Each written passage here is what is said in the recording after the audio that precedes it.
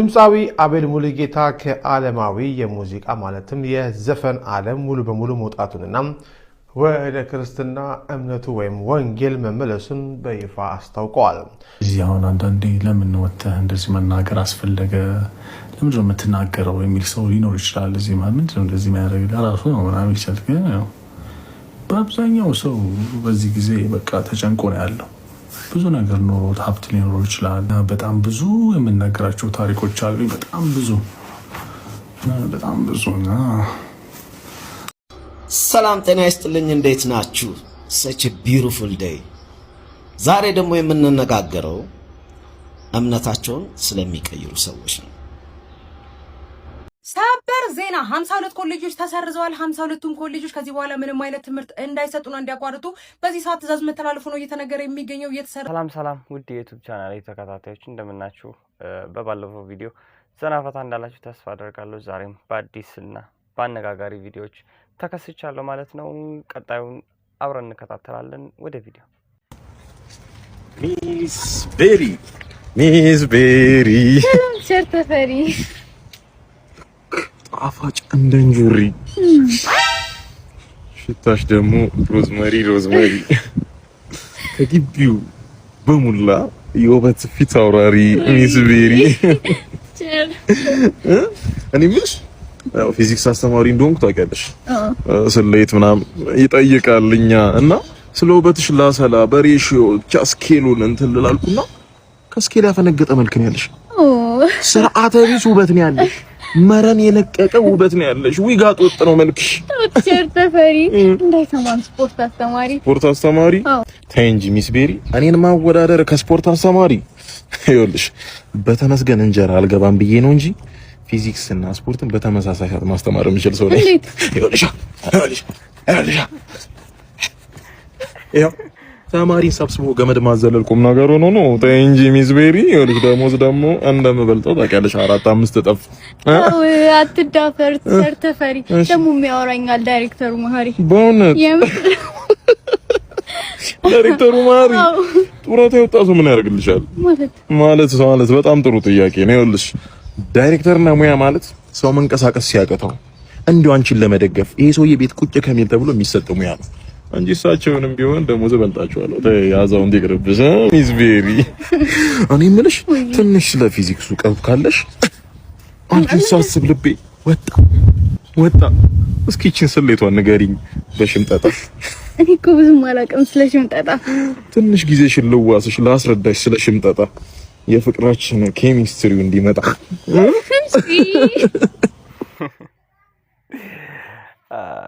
በነገራችን ላይ አሪፍ የሚባል ቲክቶከር ነው። በጣም ከመወዳቸው ቲክቶከሮች መካከል አንዱ ዶሚኔት ነው። እስቲ ቀጣይ ደግሞ እናያለን። ግን ከዚህ በኋላ አጠገብ እንዳደርስ አንተ ጋር የነበረኝ ግንኙነት አብቅቷል። እሺ አረ ጭራሽ በጣም ጥሩ ቻው። አፌን ፈታሁ ገና ስላንተ ስናገር አንተ ሄድኩ እኮ እሱንም አያየሽ እኮ ነው። ታስቆመኝም እንዴ? ጨከነስ እንደማትይዝ ሳውቅ ነው። አውቀም ሄጄላትም ብለህ ነው የምትጫወት? እንደዛም አይደለም። ጨጓራሽ ውስጥ ነው ልጅ ደስ ስለሚል በጣም እንደሱ እያልክ አታታለኝ። ይፋለች ለነጠላ ነፍሴ ተብላን የሞላ ፍቅሬ Yo, drop the beat. Everybody put your hands up and say chim chiririm. Yeah. Chim chiririm. Aha. Chim chiririm. Yeah. Chim chiririm. Yeah. Ah. Ooh. E. Ah. E. Oh. ይሄ ልጅ በነገራችን ላይ ወጣ ያለ ቪዲዮዎችን በመስራት ነው የሚታወቀው። በቃ ዘፈኖቹ መደመጥም ዘዝ ነው። ይጣልኝ እኮ ነው የሚለው። አንተ ልጅ ቴሌቪዥን ላይ ነው፣ ድምፁን ቀንስልኝ። ከዚህ በላይ ከቀነስኩት እኮ ይጠፋል። አባ ባል የሚስቱን ጡት መግባት ይችላል ወይንስ አይችልም? ምን የምትከፍተው አንተ ልጅ? እንደምታስበው አይደለም። አባል አስረዳ። አምጥቶብኝ ነው እንጂ ምን አመጣብህ? ራስ አይደለ ከፈትከው? ቲክቶክ ፎር ዩ ፔጅ ላይ ይልካል ቪዲዮ እና ለኔም ልኮ አውጣው። እኔም እኮ ቲክቶክ አለው ግን ለኔ ሐዲስ ነው ዜና ነው ለአንተ ብቻ ለይቶ ነው ጡት የምትፈልገውን ያውቃል ማለት ነው ቲክቶኩ ራሱ። አረ እንደዛ አይደለም ፈለከውን ገደልን ግባ እኔ አይመለከተኝም እኮ ልከለክልህ አይደለም በስልክ ግን ሀያ ቢዝ አፍራት ነገር ቢሰማ ካላመንከኝ እንካ ራስ ቀይረው ይኸው ምን ትሰጠኛለህ? ይኸው ራሱ ነው እኮ ይኸው ቀየርኩልህ። አንድ ሰው እኮ በብልቱ ሰደቃ መስራት ይችላል። ገብታችኋል አይደል? አሁንም ልቀይረው ይኸው ብልቱን ለምንድን ነው ማሳደግ ወይ ማታ? ይኸው ራሱ ነው ብልት ይኸው ቀየርኩልህ። ጭራሽ አስተደብከኝ። አልወጣው አሁን ውጣልኝ። ስልኩን ስጠኝ። በነገራችሁ ላይ የሚገጥመኝ ነገር ነው። ዝላል ትችላለህ።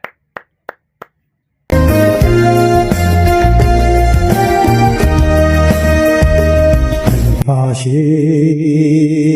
ተቀርጾ ይቀመጥ ማልቀሻ ነው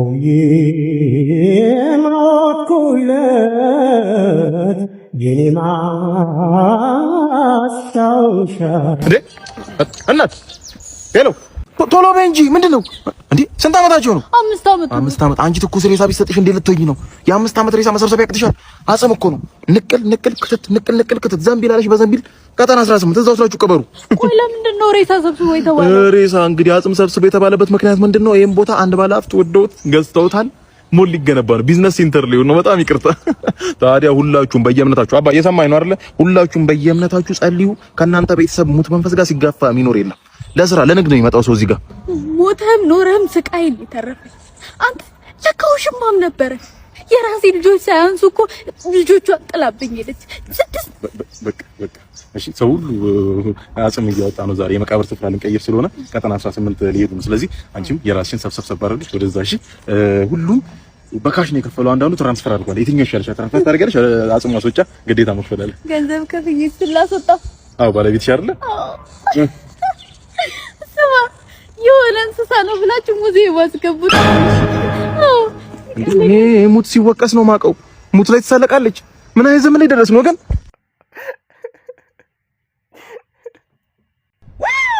አፊል ጉብሌ ማማድ ማሜ ደሞ ጀምር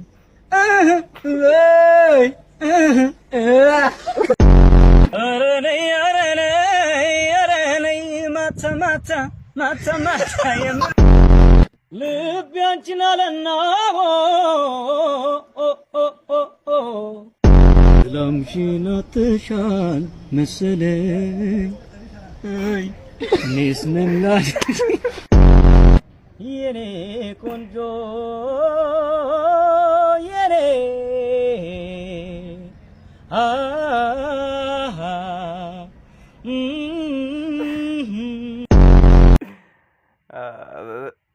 በጣም የሚመቸኝ ልጅ ማለት በጣም አሁን መድኃኒት ልዋጥበት ወይስ ምን ላድርገው? እዝራ አባትህ የራስ ምታት መድኃኒት አለው እንዴ? እንጃ። ለነገሩ አሁን ይሻለኛል፣ ጋደም ልበልበት። ደግሞ ለካ ምሳ መስራት አለብኝ። እዝራ እንደውም እስኪ አንተ ስራው። እኔ አሞኛል፣ ለምሳ ሸክን ያለች ሽሮ ስራ። እሺ። ትሰራለህ? አዎ እሰራለሁ። እሺ። እማዬ። አቤት። ሽንኩርት ስንት ላድርግበት? 2 ይበቃል። እሺ። እሺ። ትልልቁን 2 ላድርግ ወይስ ትንንሹን 2? መካከለኛ። እሺ። እኔ የምልሽ ሽንኩርቱን ጠብሼ ዘይት ልጨምር ወይስ ዘይት አግዬ ሽንኩርቱን ልጨምር? እንደፈለግክ አድርገው። እሺ። እማዬ። አቤት። ወይ በርበሬ ስንት ማንኪያ ላድርግበት? አረ እባክህ እዝራ ምን ሆነ ነው? ደህና ሸለብስ ያደረገኝ። ይቅርታ። እሺ ስንት ላድርግበት? 3 ማንኪያ ይበቃል። እሺ። ውሃ ምን ያህል ላድርግበት? በስመ አብ ምን ሆነሃል አንተ ልጅ? ወይኔ ብሳለው ይሻለ። እኔ ሰራዋለሁ። ውሃ ምን ያህል ላድርግበት? አትሙላው ግን ይብዛ። እሺ። ይኸውልህ ድጋሚ እንዳትመጣ። ምን አይነት እማዬ፣ አንተ ምንድነው ችግርህ? አይደለም ነጭ ሽንኩርት ውሃ ከመከለሴ በፊት ነበር ማድረግ የነበረብኝ ወይስ እንደፈለግክ አድርገው? አሞኛል ልተኛበት። እሺ። ቆይና ሌላ የቀረህ ነገር አለ? የለም። አረ አሁን ደግሞ ምንድነው? ጨው የት ነው? ኮመዲና ውስጥ ነዋ። እንደማያውቅ ሰው ትጠይቀኛለህ እንዴ? እኔ ብቻ አሁን ተመለስ።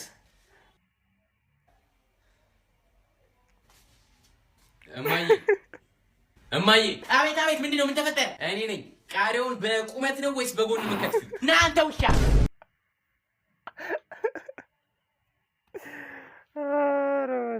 ከዚህ ሁሉ ቆራሳ ብትሰራ ይሻል ነበር። በነገራችን ላይ አዲስ እየመጣ ያለ ቲክቶከር ነው። በጣም ጎበዝ ነው።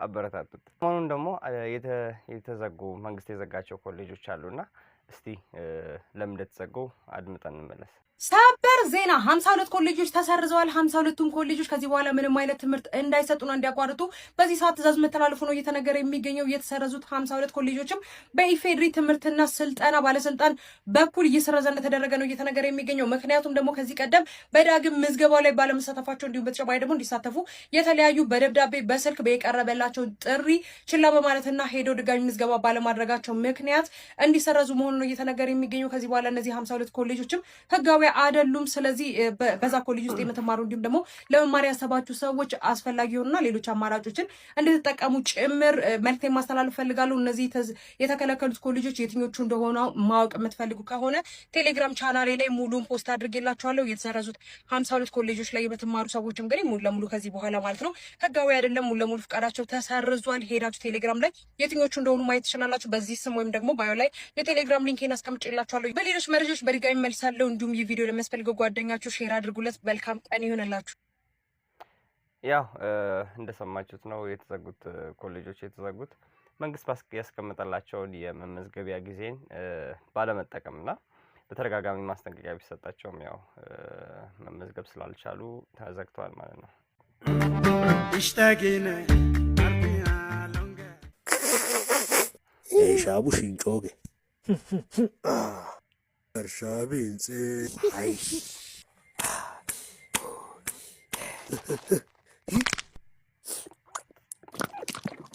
አዩሽ ዋው አሌሲ ዡቅሪ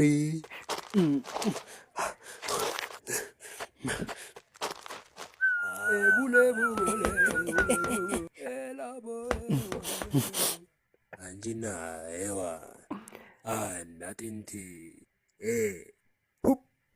ወዮ አዳም ወንድም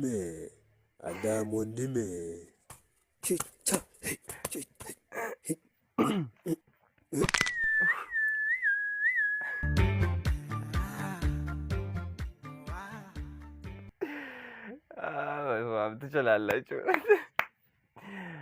አልበናት ቴዎድሮስ ቢጋደል ዮሐንስ ቢቀላ ምን ጉዳይ አላቸው ከሀገራቸው ሌላ? እምዬ ሚኒሊክ ደጃዝማች ገረሱ በአንቺ ቀልድ አያውቁም ማን ሊነካሽ እሱ? ያበላይ ዘለቀ ባልቻ አብዲሳ ጋር ጀግኖችሽ እያሉ ማን ሊደርስ አንቺ ጋር? ባይወጉን አይደለም በነጭ ያልተገዛን ተቸግረው እንጂ ስንሞት እየበዛን ስንት ጀግኖችሽ ከነፈረሳቸው ለፍቅር ሞተዋል ላንቺ ለናታቸው ምን ደብሎ ኤዲት እውነት አሪፍ ነው የሰራው። ይመቻቦ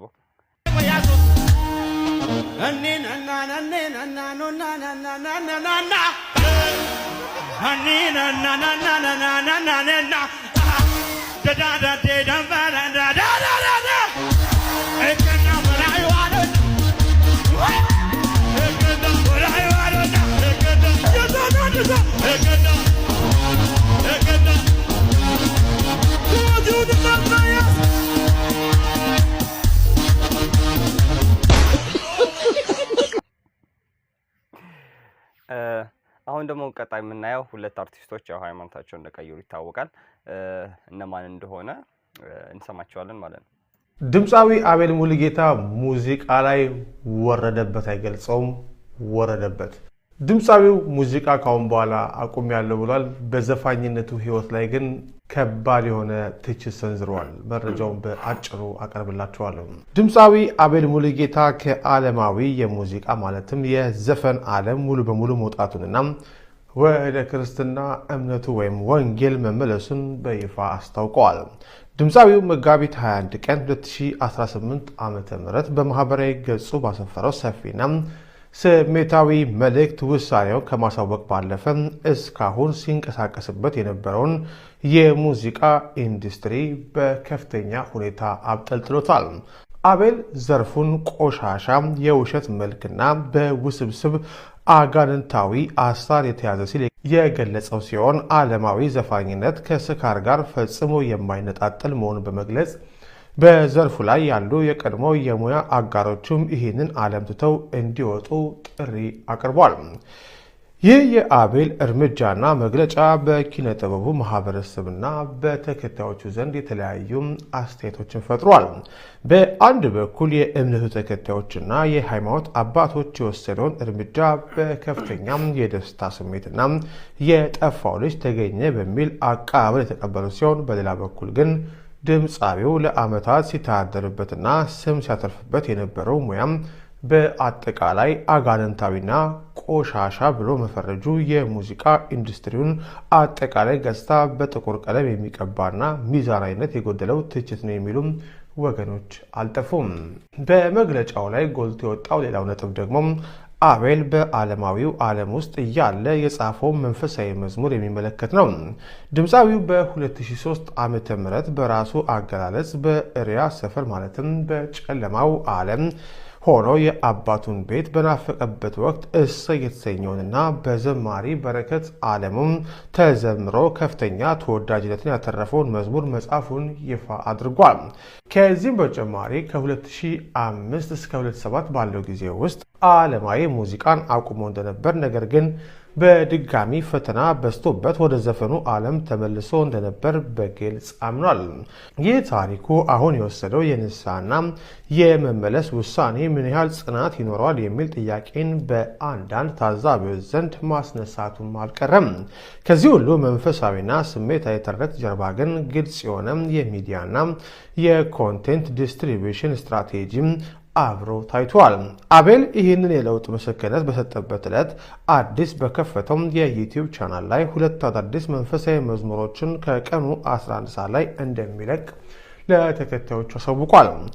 ይህ አካሄድ አርቲስቱ ከዓለማዊ መድረክ ሲወጣ የዲጂታል ገቢና የኪነ ጥበብ ተሰጥኦውን ሙሉ በሙሉ ወደ መንፈሳዊ ማለትም ጎስፕል ኢንዱስትሪ በማዞር አዲስ የሙያ መስመር በይፋ መጀመሩን ያሳያል። የአቤል ሙሉጌታ ውሳኔ በኢትዮጵያ የኪነ ጥበብ ታሪክ ውስጥ ከዓለማዊ ወደ መንፈሳዊ የሙዚቃ ዘርፍ የተሸጋገሩ አርቲስቶችን ቁጥር ከፍ የሚያደርግ ነው።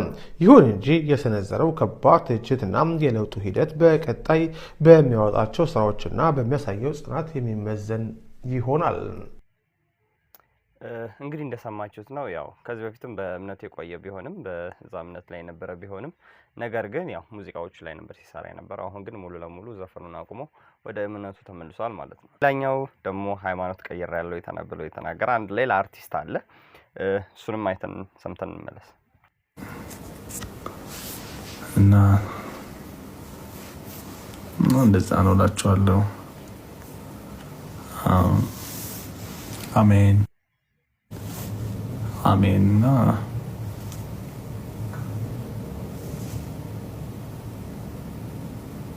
ብዙ አለ እዚህ 700 ምናምን ሰው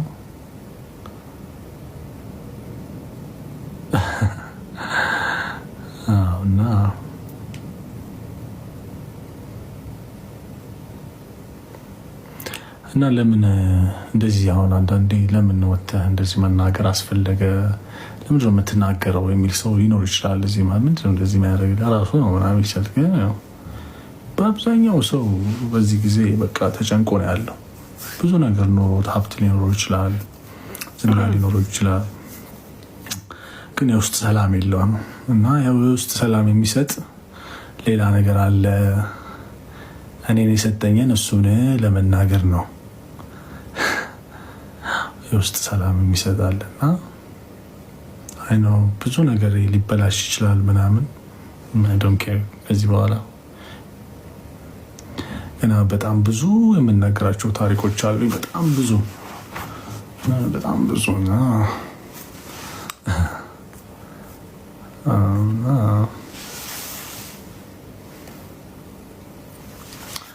ሁላችንም ብዙ ሰው ከሩቅ አይተን እንደዛ አይተነው በቃ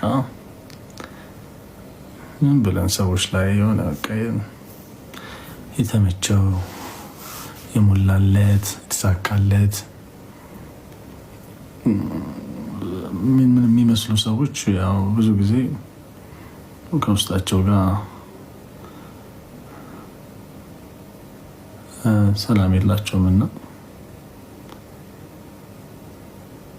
እሱ ነው። ኮሜንቶቹ አንዳንዶቹ በጣም ደስ ይላሉ፣ አንዳንዶቹ እንደሰማችሁት ነው። ያው ቀጣይም ከዚህ በኋላ የሚፈጠሩ ነገሮችንም የማሳውቃቸው ይሆናል ብሎ ተናግሯል። እንግዲህ እሱ የመረጠውን መንገድ ሄዷል ማለት ነው። አይ ሆፕ ደስተኛ እንደሚሆን ተስፋ አደርጋለሁ። ሰላም ጤና ይስጥልኝ፣ እንዴት ናችሁ? such a beautiful day። ዛሬ ደግሞ የምንነጋገረው እምነታቸውን ስለሚቀይሩ ሰዎች ነው።